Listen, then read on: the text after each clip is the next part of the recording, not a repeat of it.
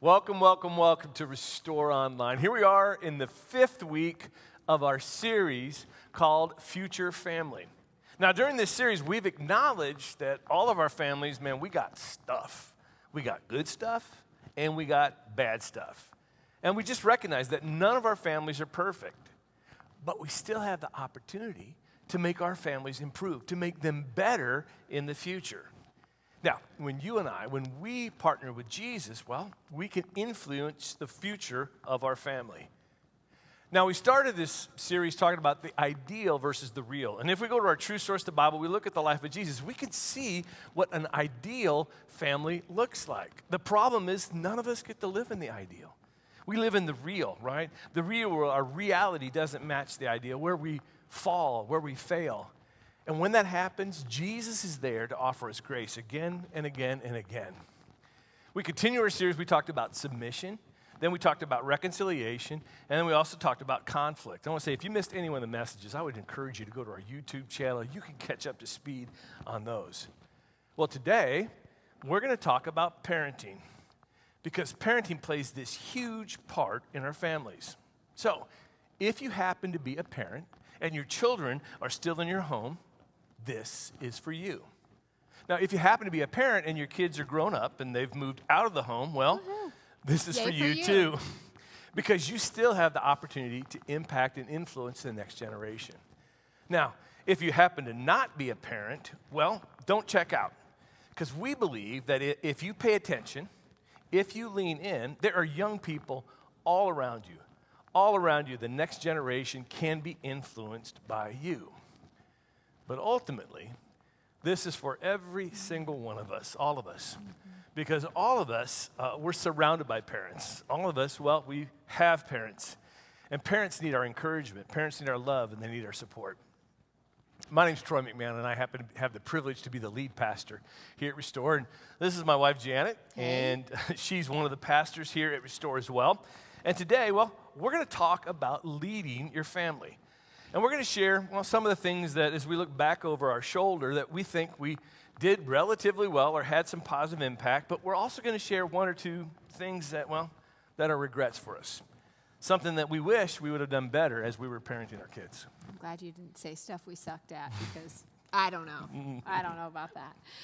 But first, let me tell you a little bit about us. Troy and I have been married for 35 years. We have 3 adult children, Jake, who's 30, and he's married to Hannah. And they have our 2 gorgeous granddaughters, Braylon and London. And then we have our son, Mitch. He's 27, and he's getting married this next May. And our daughter, Judy Ann, is 21. I really like that picture, yes. But I missed that beard. Yes, I missed the beard. The beard was good. The beard was good, but this is good. All right, but we can bring it back? Maybe. Okay. Maybe in the wintertime. Okay. All right. So we've raised 3 kids. Now, ultimately, you're never done being a parent. But there is a moment when you get to, like, your youngest is 21, and you're kind of like, and we're kind of in that moment right now. So it's a good feel around our house. But here's probably the most important thing that you need to know about us. Troy and I are followers of Jesus, and that's really important to us. We are imperfect parents who were raised by imperfect parents. And we made a number of mistakes with our kids, and we even have a few regrets. So today is going to be a pretty relaxed conversation about our parenting, some of the things that we learned. But before we dive in, here's our big idea for today. Parents are the primary spiritual leaders of their children. So when you read that statement, when you hear those words, what comes to mind? Maybe you're thinking to yourself, oh, no, I am not. I'm just trying to figure out this whole spiritual thing with Jesus on my own. There's no way I could leave my kids. Or maybe you're thinking, yeah, I'd like to be the spiritual leader, but, well, I don't know enough. I just don't have enough experience with this. Or maybe you're even thinking, well, Troy, spiritual leadership, isn't that the church's job? Isn't that the pastor's job? Isn't that your job, Troy? Well, all of that may be true. You may be new to your journey with God and just don't feel equipped. Or maybe you've been following Jesus for a long time and you just think it's easier to outsource the spiritual leadership to the church. Either way, whatever might be true for you, this is what research shows. Whether you own it or not, or whether you want it to be true or not, parents are the primary influencers in their kids' life in every area. You see, your kids are more likely to grow up and be like you than anyone else. And so it's true spiritually as well. Now, for whatever reason, your kids desire your approval, your attention, your love, more than anyone else's, simply because you happen to be their mom or their dad. So the bottom line is this. You, us, we as parents, we are uniquely positioned to influence them in every way, which includes their spiritual journey. Now, I believe this is by design. Now, we got some clues from our truth source. If we go to our Bible, way back to the beginning, the first few books of the Bible, in the book of Deuteronomy, here's what we read. It says, love the Lord your God with all your heart and with all your soul and with all your strength. These commandments I give to you today, they're to be on your hearts. And then I love this. It says, impress them on your children. Talk about them when you sit at home and when you walk along the road, when you lie down, when you get up. And then again, tie them as symbols on your hands and bind them on your foreheads. Write them on the door frames of your houses and on your gates. I mean, right here, right at the beginning of the Bible, it just seems that God is talking directly to parents. Go ahead, impress these things on your children. Not just infrequently, but as you come, as you go. And just realize you are uniquely positioned to be the primary spiritual leader of your kids. Now, that feels like a lot of pressure. A little bit? Yeah, a lot of pressure. And you might be going, oh, wow, okay, this feels big. It's huge. But you aren't alone. You aren't alone. A lot of parents feel that pressure. In fact, there is a huge market for books on parenting out there. If you took all the books available today on parenting and you divided them by the number of days in a year, you would discover that there's an average of about 10 books per day published for 21 years. So that's about 75,000 books available to you right now on parenting. And we will provide you with a link to every book at Amazon. Every single one of them. Not really. So why all these books? Because we really want hard and fast rules. We want to really know what to do. Like, someone tell me what to do, right? So if there was an author or a psychologist that could say, hey, if you do this, then you will be guaranteed to have this result. Then we would all do this, and we would be waiting for this result. But we know that's not how it works. We know because we've raised multiple children, and we did this with that kid, and we got this result, and then we did this with that kid, and we got a different result. So honestly, there's no hard and fast right ways, and there's no guarantee to a good result. But we really want a guarantee. I know that in some of my hardest years of parenting, I would quote this scripture to myself. Start your kids out in the way that they should go, and when they were old, they will not depart from it. And I held on to that, but there's some problems with that scripture. First of all is, what's the way that they should go? I wanted to know in every moment, in every small detail. And the other one was, I see a lot of kids departing from it. And then I heard a Bible teacher talk about this, and the Bible teacher said, you know what? There's promises in the Bible, and there's proverbs. This one happens to be a proverb. So promises are a guarantee. Proverbs are just like a really good suggestion. So here's what we do know. Parents, we do not control the shaping of our children. We don't have full control over that. But we do have substantial influence on who our children become. So although your parenting efforts do not guarantee any one particular outcome, we do know that if we fail to do some really important things, then we are less likely to get a particular outcome. Yeah, and for us, the first question that we have to answer when it comes to parenting is this: what are you aiming for? Now, if you answer this question, well, then it's going to inform so many of your decisions and so many of your behaviors when it comes to being a parent. Now, in answer to this question, you may think, okay, Troy, I'd like for my kid to be a good person. I want the outcome to be kind to others, a contributor to society, or maybe you'd like for your child to be gainfully employed adult who no longer is on the family payroll and no longer lives in your basement. Yeah.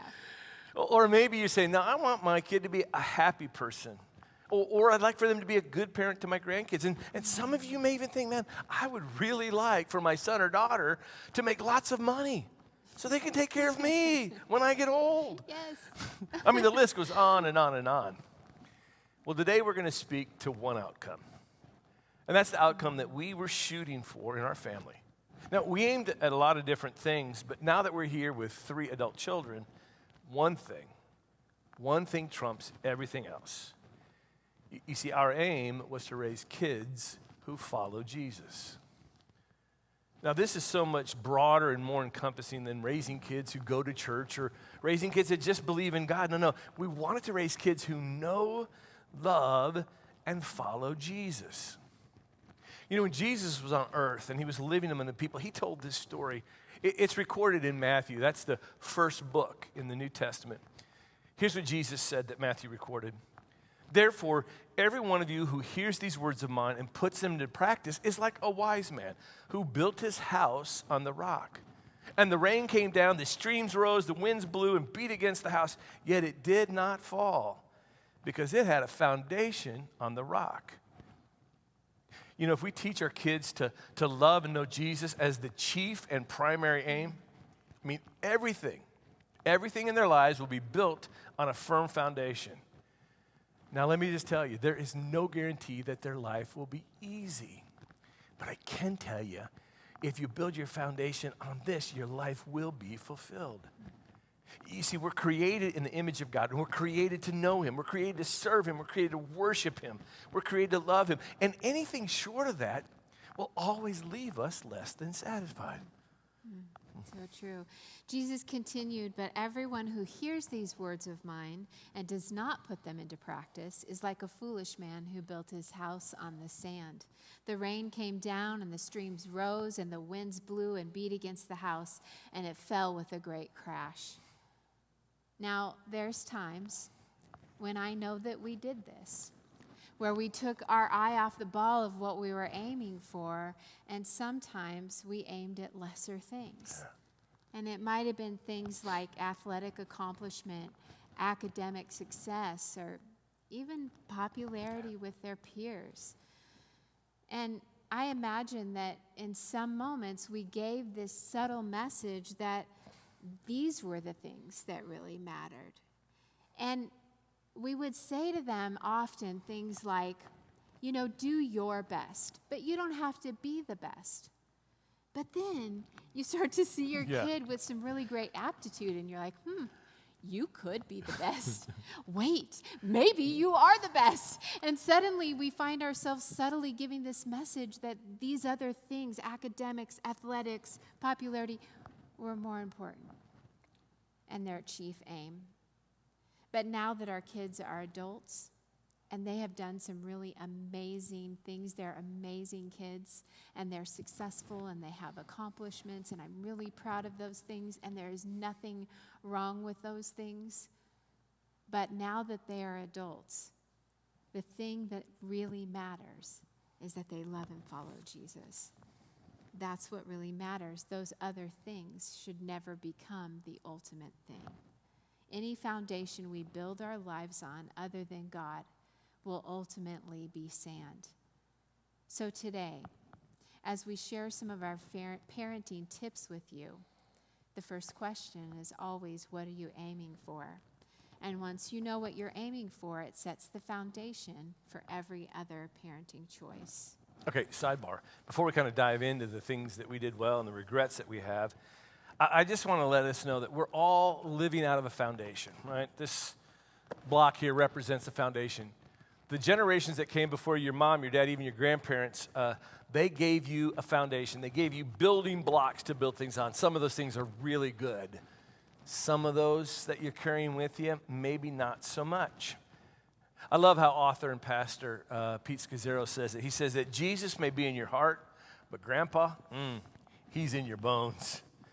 See, we're all given a foundation from the generations that come before us.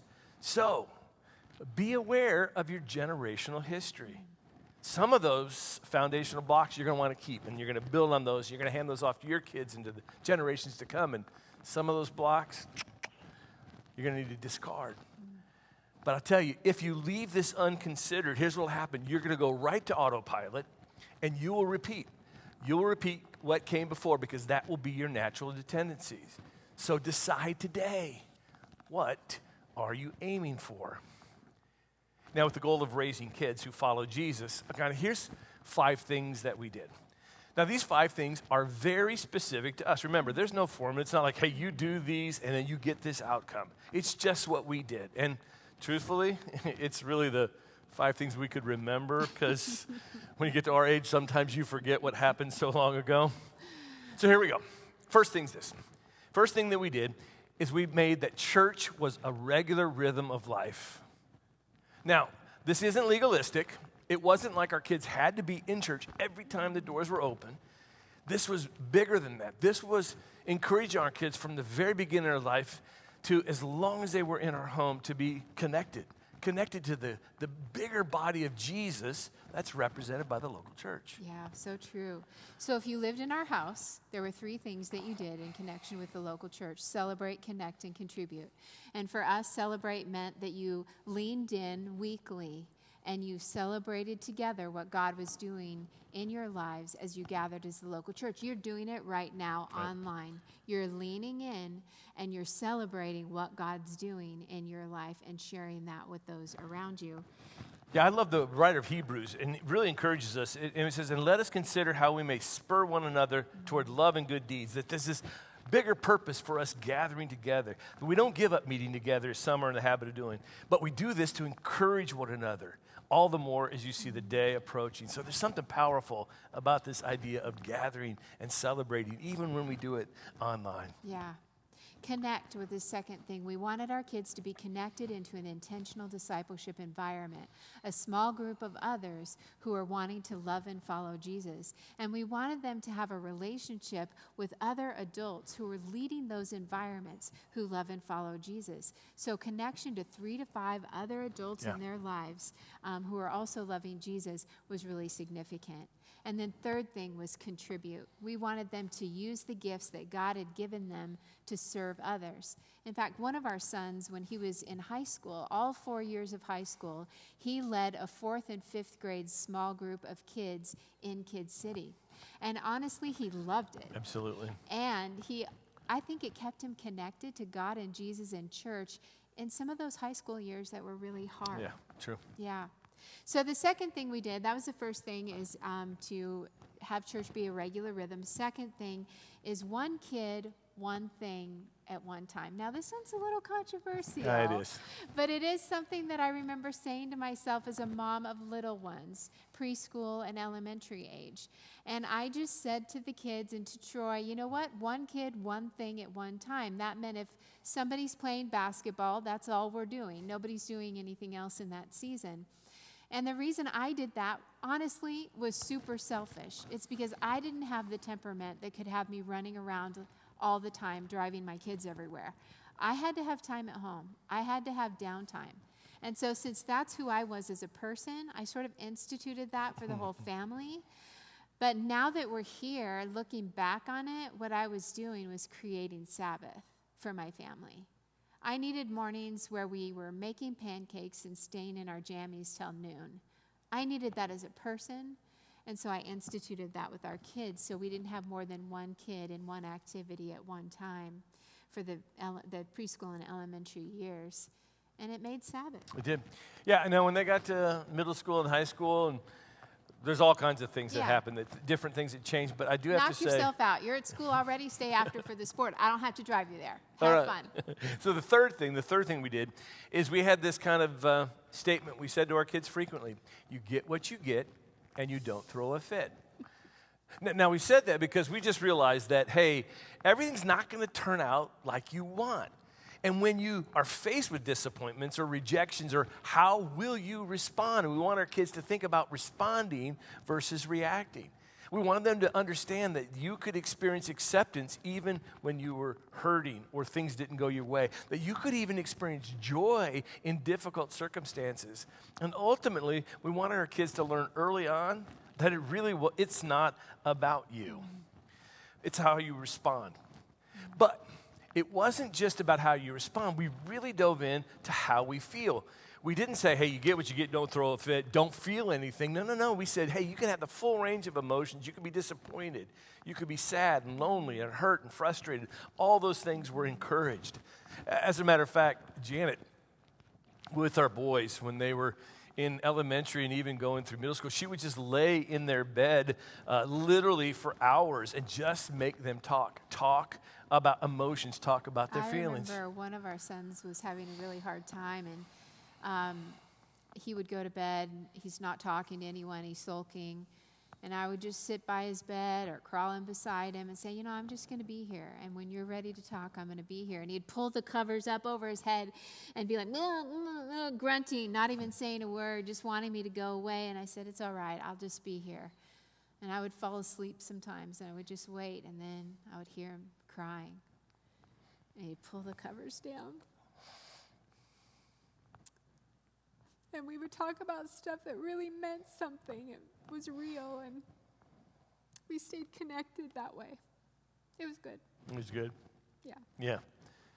I'll tell you, there was a book that really impacted us, a book that Janet had read and just really taught me about. And it's a book that just said how to really love your child.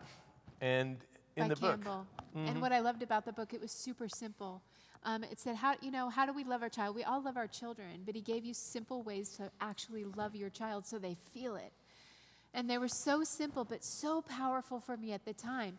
He said, eye contact, physical contact, and focused attention. And I remember repeating those things in my mind so that when my kids were talking to me, I would stop and go, eye contact. And then I would look at them eye to eye. Physical contact. And so when my boys were young, I remember thinking, if I hug them every single day, and without fail, when they're 16, it won't be weird. I'll just be hugging them because I've done it every single day.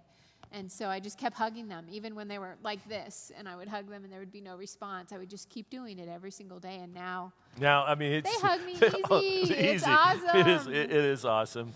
And so those simple things really were transformational. So church was a regular rhythm. One kid, one thing at one time. You get what you get. You don't throw a fit. The fourth thing that I think we did well is we taught our kids to respect authority. If you look at the life of Jesus, you see that he lived a life of service, not a life of power. A life of humility and not pride. And I think when we understand this idea of authority, it teaches us to respect God. Now, in our family, it sounded a lot like this.